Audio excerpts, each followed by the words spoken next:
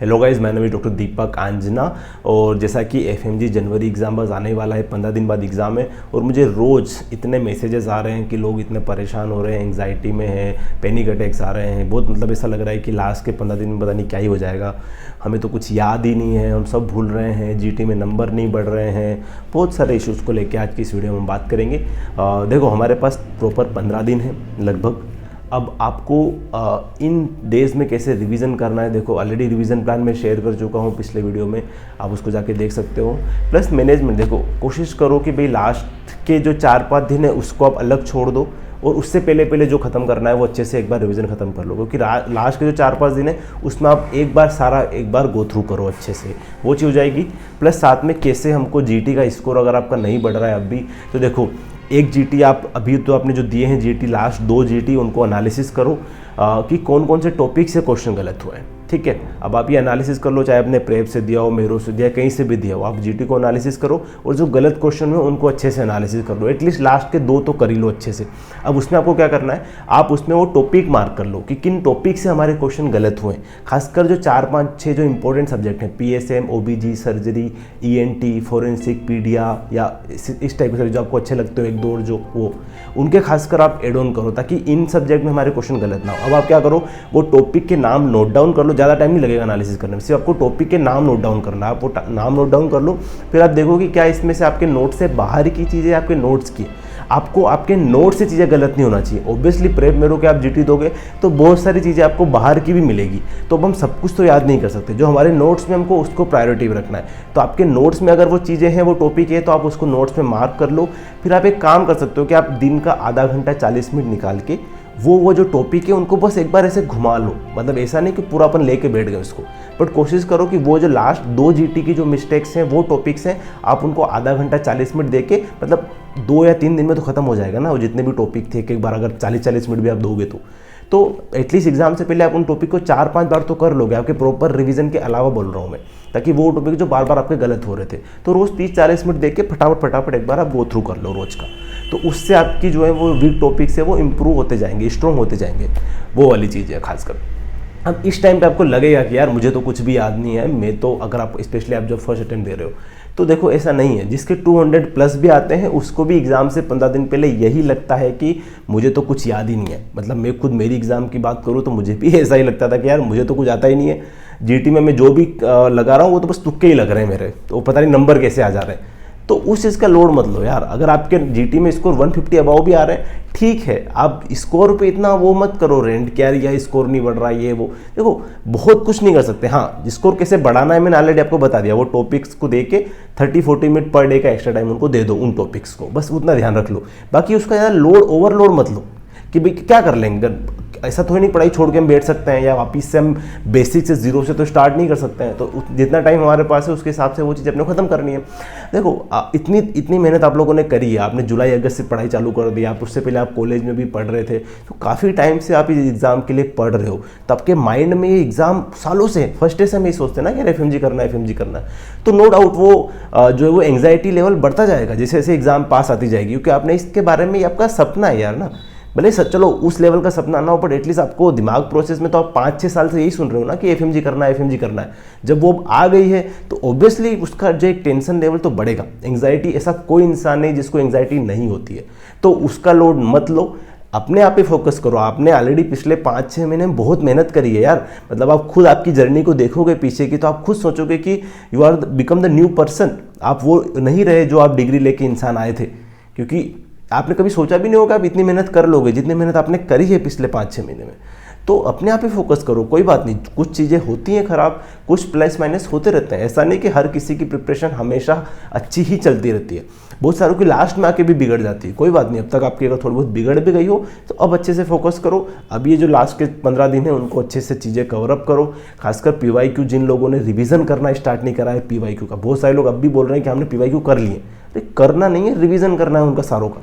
तो एटलीस्ट पिछले 2 से 3 साल के पीवाईक्यू को अच्छे से 2 से 3 बार रिवीजन करो, साथ में इमेजेस का 2-3 बार रिवीजन करो, और नोट्स का 3-4 बार तो हो ही जाएगा। तो 4 नोट्स के, 3 पीवाईक्यू के, 3 और 7 और 3 आपके इमेज बेस के, तो 10 रिवीजन आपके टोटल ये हो गए आपके।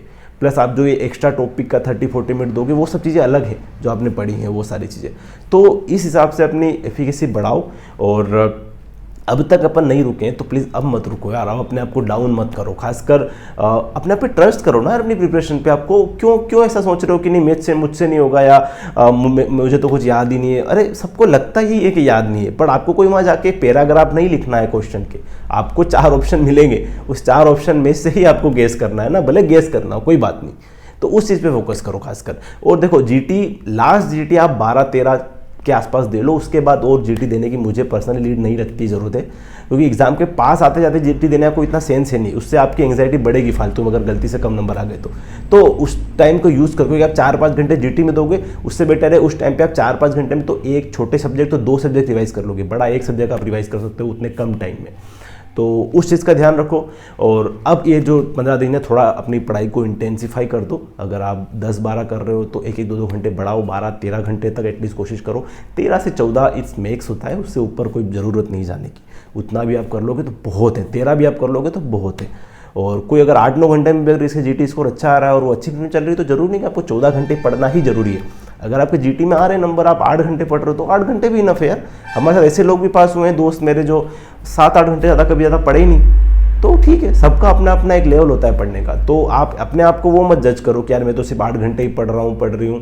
कोई बात नहीं, अगर आपके उतना पढ़ने पे भी अगर आपके नंबर आ रहे हैं तो फिर हमको तो मेन नंबर से मतलब है ना, वो उस चीज़ का ध्यान रखो। तो कोशिश करो थोड़ा सा पढ़ाई को इंटेंसिफाई करने की। जीटी अभी तक भी अगर आप लोगों ने नहीं दिया है, कोई ऐसे लोग हैं जिन्होंने बिल्कुल भी नहीं दिया है, तो एक तो इस वीडियो खत्म करते ही एक जीटी आज दो और एक जीटी 12-13 के आसपास दो। तो एटलीस्ट एग्जाम से पहले 2 या 3 जीटी तो मिनिमम दो, ताकि कुछ तो आइडिया लगे कि कैसे एग्ज़ाम होता है, क्या होता है उस चीज़ का। वो कर लो। और जितना भी टाइम है अच्छे से यूज़ करो। सारे फ्रेंड्स, दोस्त, गर्लफ्रेंड, बॉयफ्रेंड सब एग्ज़ाम के बाद आपके पास ही रहेंगे, एग्ज़ाम नहीं रहेगा। तो अभी जो पूरा फोकस है ना वो बिल्कुल, जैसे वो घोड़े को बिल्कुल ऐसे पहनाते हैं ना आंखों के साइड में कि उसको साइड का कुछ ना दिखे, तो आपके भी साइड में और कुछ दिखना नहीं चाहिए। अब आपको सिर्फ दिखना चाहिए आपकी एग्ज़ाम, आपकी पढ़ाई, क्योंकि ये 15 दिन में आपका रोज़ का 1-1 घंटा भी मायने रखता है। क्योंकि अब ये टाइम ऐसा है कि 1-1, 2-2 घंटे में तो लोग छोटे सब्जेक्ट पूरा रिवाइज कर देते हैं। तो अगर आप पर डे के 1 घंटा या 2 घंटे भी खराब कर रहे हो तो 15 दिन में 20 से 30 घंटे खराब होना। 20 से 30 घंटे खराब होने का मतलब होता है कि एक बार पीवाई को सारे कर लिए या फिर आपके 4-5-6 सब्जेक्ट रिवाइज हो गए, तो ये बहुत टाइम मैटर करता है। खासकर नींद में सेक्रीफाइस मत करो यार, नींद से सेक्रीफाइस करके क्या कर लोगे यार। 6 घंटे की जगह 4 घंटे सोओगे, एक्स्ट्रा टाइम तो आप फिर वेस्ट ही करोगे ना, बीच में ब्रेक लंबे हो जाएंगे, पढ़ाई करोगे तब नींद आएगी, तो वो प्रोडक्टिविटी तो आएगी नहीं। तो 15-16 घंटे नंबर ऑफ आवर से इतना मैटर नहीं करेगा अगर आप नींद से कॉम्प्रोमाइज़ करोगे। हाँ, बीच के ब्रेक से कॉम्प्रोमाइज़ करो कि आप बीच बीच में जो ब्रेक दे रहे हो उनको छोटा करते जाओ। आधे घंटे की जगह 15 मिनट 20 मिनट करो उनको। लंच ब्रेक को 1 घंटे का था तो उसको 30 मिनट 40 मिनट करो, 40 मिनट का था तो उसको 20-25 मिनट 30 मिनट कर लो, वो कर लो। बट नींद से कॉम्प्रोमाइज़ मत करो। 6 से 7 घंटे की नींद रात में, आधा पौन घंटा दिन में करके 7 से 8 घंटे भी अगर आप सो रहे हो तो भी आपके पास 16 घंटे बचते हैं यार। 2-3 घंटे दूसरे काम के हटा दो तो 13 घंटे अपने पास, 13 घंटे आप निकाल रहे हो, बहुत है। तो नींद से कॉम्प्रोमाइज़ मत करो और कोशिश करो कि यार 1-2 बजे तक सो जाओ। आई नो इतना इम्प्रैक्टिकल नहीं हो सकता कि आप 8-9-10 बजे सो जाओ, वो प्रैक्टिकल नहीं है, नींद आएगी भी नहीं। और ठीक है, सुबह जल्दी उठना मुश्किल हो जाता है, तो एटलीस्ट 1-2 बजे सो जाओ। 2 से लेट मत करो, क्योंकि जितना भी लेट करोगे फिर एग्जाम डे वाले दिन इशू आएगा। तो एटलीस्ट 2 बजे तक भी आप सो जाओगे तो 2 से 8 बजे उठ जाओ आराम से, इनफ टाइम होता है सोने के लिए। एग्जाम डे भी डे वाले दिन भी इतना अफेक्ट नहीं होगा। एटलीस्ट एग्जाम वाले दिन अगर आप 4-5 घंटे की भी नींद निकल जाएगी ना तो ठीक है। बाकी एग्ज़ाम से रिलेटेड जितने भी डाउट्स हैं वो हम लोग अलग से कैटर करेंगे। और 18 या 19 को एक गूगल मीट पे एक लाइव सेशन रख लेंगे जहाँ आप अपने भी कोई डाउट्स हो आप पूछ लेना। तो एग्ज़ाम से रिलेटेड एग्ज़ाम वाले दिन क्या करना है उसका अलग से हम एक सेशन कर लेंगे, उसको यूट्यूब पे भी डाल देंगे। तो जैसा भी आपको उसमें हेल्प लगेगी एग्ज़ाम से रिलेटेड वो हम उस दिन 18 या 19 को हम अच्छे से डिस्कस कर लेंगे। तो अभी बिल्कुल चार्ज अप रहना है, बिल्कुल मोटिवेटेड रहना है। कभी कभी दिन ऊपर नीचे जाते हैं, कोई बात नहीं। अभी अगर आपको लग रहा होगा आप बिल्कुल पढ़ने का मन नहीं हो रहा है, थोड़ा बहुत आपको कुछ करना है, तो आई विल रिकमेंड कि जाओ, एक 12th फेल करके एक मूवी आई है, हॉटस्टार पर है, 2-3-2.5 घंटे की मूवी है, अच्छे से फटाक से देख लो, पूरा ऐसा मोटिवेशन आ जाएगा, चार्ज अप हो जाओगे। पढ़ रहे हो तो मत देखो, अगर नहीं लग रहा है कि थोड़ा सा डीमोटिवेट टाइप हो रहा है तो देख लो आराम से, ताकि फ्रेश स्टार्ट करो, रीस्टार्ट करो। रीस्टार्ट का मीनिंग जब आप वो मूवी देखोगे तो आपको समझ आ जाएगा। तो अच्छे से मोटिवेट रहोगे। आपके घर वाले बहुत वेट कर रहे हैं आपके रिजल्ट का, और ऑलरेडी अगर आपके अटैम्प्ट्स हैं पुराने तो प्लीज़ वो अटैम्प्ट का बोझ अपने सर से निकाल दो कि यार मैंने तो 2 अटेम्प्ट दे दिए, 4 दे दिए, 6 दे दिया, जो वो बोझ है ना, उस बोझ के चक्कर में आपको इशू आ रहा है। तो वो बोझ हटा दो दिमाग से, फ्रेश सोचो कि यार बस हमने बहुत पढ़ा है, अब ये 15 दिन में हम कितना कुछ कवर अप कर सकते हैं। खासकर वीक टॉपिक पे एक्स्ट्रा फोकस करना है। खासकर अभी भी जो लोग फोकस नहीं कर रहे हैं, PSM, OBG, surgery, ENT, forensic, psychiatry, derma, pedia, ऐसी जो ये 7-8 सब्जेक्ट जो ईजी है ना, उन पे ज़्यादा फोकस करो यार। मेडिसिन के पीछे रोना छोड़ दो कि यार मेडिसिन से क्वेश्चन सोल्व नहीं हो रहे, एनाटॉमी सोल्व नहीं हो रहे, फार्मा सोल्व नहीं हो रहे, कोई बात नहीं यार, कितना भी पढ़ लोगे तो बहुत नहीं सोल्व होंगे। तो इसलिए उनको छोड़ना नहीं है, बट एक फिक्स टाइम में उनको रिवाइज करके आगे बढ़ जाओ। उनका लोड नहीं लेना है, भले क्वेश्चन सोल्व नहीं हो तो भी, क्योंकि अब हम कुछ नहीं कर सकते। बट हाँ, इन सब्जेक्ट से PSM, OBG, surgery, ENT, forensic, इन सब्जेक्ट से अगर क्वेश्चन सोल्व हमारे अगर 50-60% हो रहे हैं तो हमको उनको बढ़ाने की जरूरत है। एटलीस्ट इनमें हमको 70-80% करना है, तो आराम से अच्छे से, और एग्जाम हो जाएगा पास।